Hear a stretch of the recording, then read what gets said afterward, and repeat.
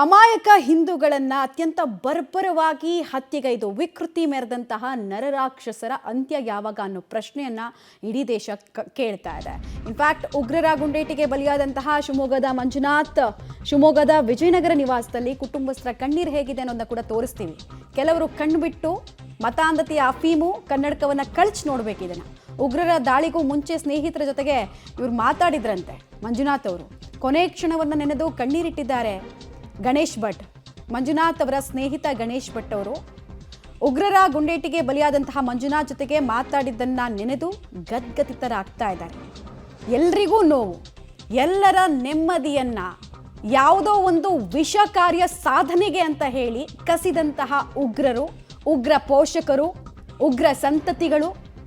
ಈ ಸ್ಟೋರಿಯನ್ನು ನೋಡಿ. ಗಣೇಶ್ ಭಟ್ ಅವರು ಮಂಜುನಾಥ್ ಅವರ ಸ್ನೇಹಿತ.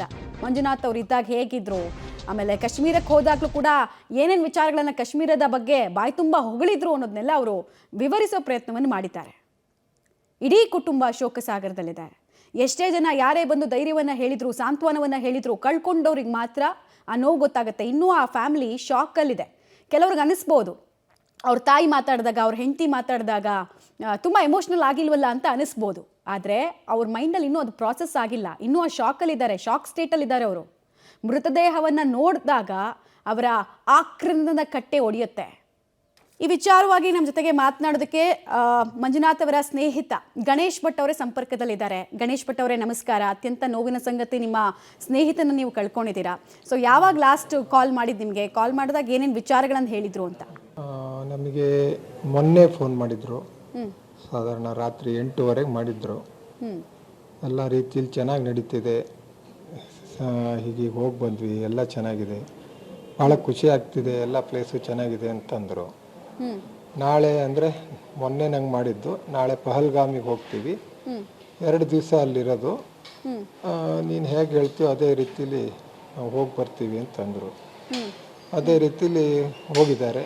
ನಿನ್ನೆ ಮಧ್ಯಾಹ್ನದಷ್ಟೊತ್ತಿಗೆ ಒಂದು ಸುಮಾರು 3:30 ಅಷ್ಟೊತ್ತಿಗೆ ಅವ್ರ ಮನೆಯವ್ರು ಫೋನ್ ಮಾಡಿದ್ರು, ಈ ಥರ ಒಂದು ದಾಳಿ ಆಗಿದೆ, ನಮ್ಮ ಮನೆಯವರಿಗೆ ಶೂಟ್ ಮಾಡಿಬಿಟ್ಟಿದ್ದಾರೆ ನಮ್ಮ ಕಣ್ಣೆದುರಿಗೇನೆ.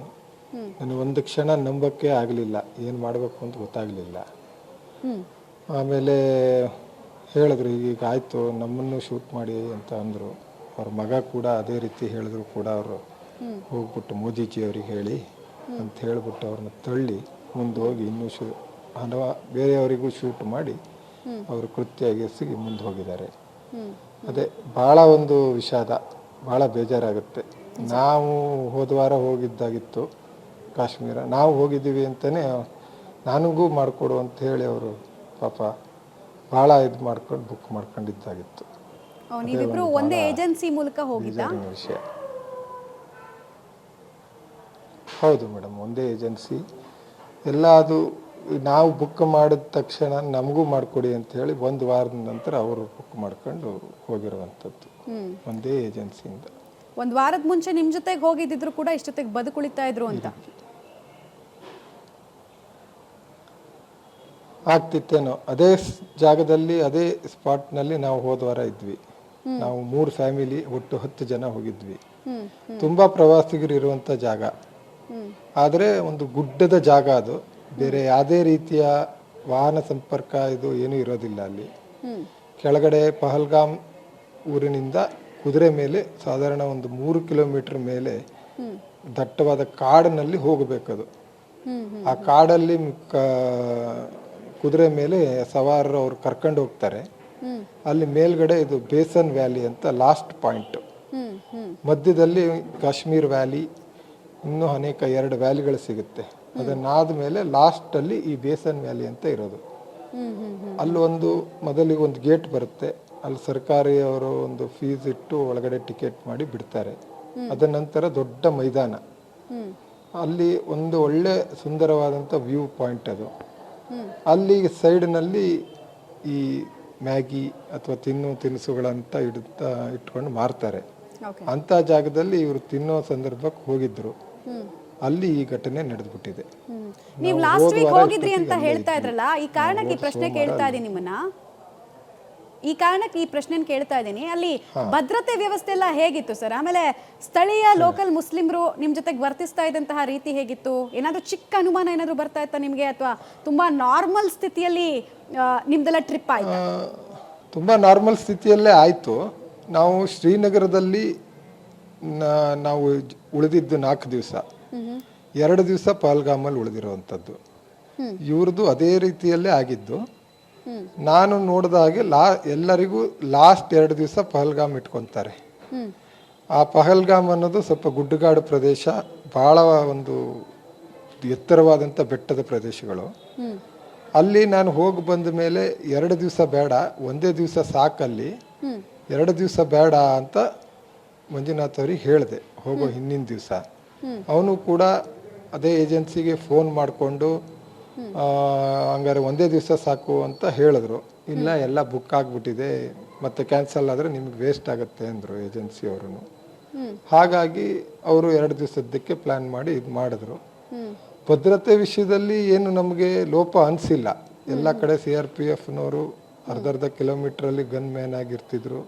ಪಹಲ್ಗಾಮಲ್ಲಿ 2 ಕಡೆ ತಪಾಸಣೆ ನಡೆಸೇ ಒಳಗೆ ಬಿಡೋದು. ಆದರೆ ಈ ಒಂದು ಜಾಗದಲ್ಲಿ ಸ್ವಲ್ಪ ಭದ್ರತೆ ವ್ಯವಸ್ಥೆ ಕಡಿಮೆ ಇದೆ. ಆ ಗುಡ್ಡಗಾಡುಗಳಲ್ಲಿ ಮಧ್ಯದಲ್ಲಿ ಒಂದು ಗನ್ ಮ್ಯಾನ್ಗಳಿದ್ರು ಪಹಲ್ಗಾಮಲ್ಲಿ ಬೇಸನ್ ವ್ಯಾಲಿ ಅಂತ. ಆ ಒಂದು ಬೇಸನ್ ವ್ಯಾಲಿಯಲ್ಲಿ ಭದ್ರತಾ ಪಡೆ ತುಂಬ ಕಡಿಮೆ ಇತ್ತು. ಅಲ್ಲಿ ಭದ್ರತೆ ಪಡೆ ಸ್ವಲ್ಪ ವೀಕ್ ಇದೆ ಅಂತ ಹೇಳ್ಬೋದು.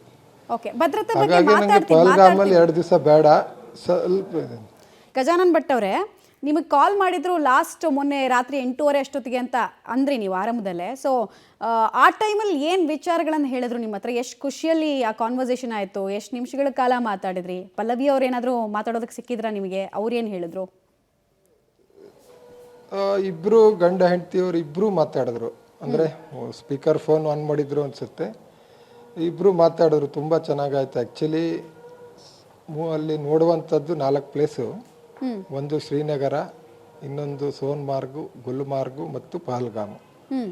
ಅದರಲ್ಲಿ ನಾನೇನು ಹೇಳಿದೆ, ಗುಲ್ಮಾರ್ಗ್ ಬೇಡ, ಇವಾಗ ತುಂಬ ರಶ್ ಇರುತ್ತೆ, ಅಲ್ಲಿ ಒಂದು ಗೋಲ್ಕೊಂಡ ರೈಡ್ ಅಂತ ಇರುತ್ತೆ, ಆ ಟಿಕೆಟ್ ಇದ್ರೆ ಮಾತ್ರ ಅಲ್ಲಿ ಹೋದ್ರೆ ಚಂದ, ಇಲ್ಲ ಅಂದರೆ ವೇಸ್ಟ್ ಅಂತ ಹೇಳಿದ್ದೆ.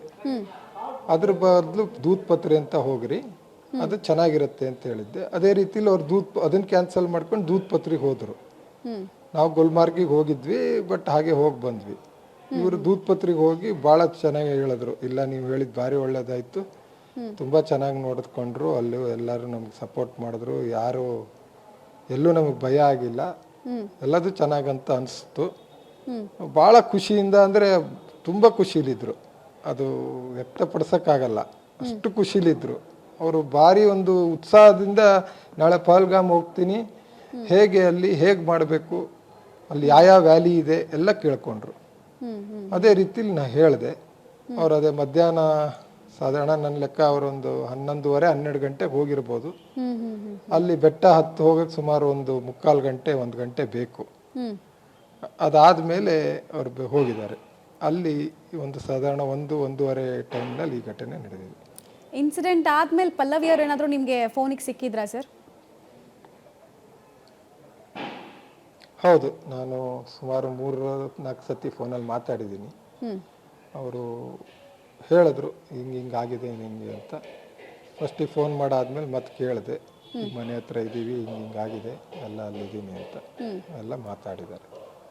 ಅವ್ರಿನ್ನೂ ಶಾಕಲ್ಲಿ ಇದ್ದ ಹಾಗೆ ಕಾಣಿಸ್ತಾ ಇದೆ. ಅಂದರೆ ಅವ್ರಿಗಿನ್ನೂ ಅರಗಿಸ್ಕೊಳ್ಳೋದಕ್ಕಾಗಿಲ್ಲ, ಪತಿ ಇಲ್ಲ, ಪತಿ ನನ್ನ ಜೊತೆಗೆ ಇಲ್ಲ ಅನ್ನುವಂತಹ ಒಂದು ವಿಚಾರನೇ ಅರಗಿಸಿಕೊಳ್ಳೋದಕ್ಕೆ ಇನ್ನೂ ಸಾಧ್ಯ ಆಗಿಲ್ಲ ಅನ್ನೋ ರೀತಿನಲ್ಲಿ ಇತ್ತು. ಅವ್ರು ಪ್ರತಿ ಮಾತನ್ನು ಪಬ್ಲಿಕ್ ಟಿವಿ ಜೊತೆಗೂ ನೆನೆ ಸಿಕ್ಕಿದ್ರು ಅವರು.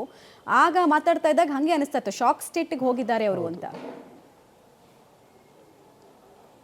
ತುಂಬ ಶಾಕ್ ಸ್ಟೇಟಲ್ಲಿ ಹೋಗಿದ್ದಾರೆ, ಆದರೆ ತುಂಬ ಧೈರ್ಯವಂತೆ ಅವರು. ಮೊದಲಿಂದನೂ ಒಂದು ಧೈರ್ಯವಂತೆ ಮಹಿಳೆ, ಯಾವುದಕ್ಕೂ ಇದಿಲ್ಲ, ಡೈರೆಕ್ಟಾಗಿ ಮಾತಾಡೋರು, ಭಾರಿ ಡೇರಿಂಗಲ್ಲಿ ಇದು ಮಾಡೋರು.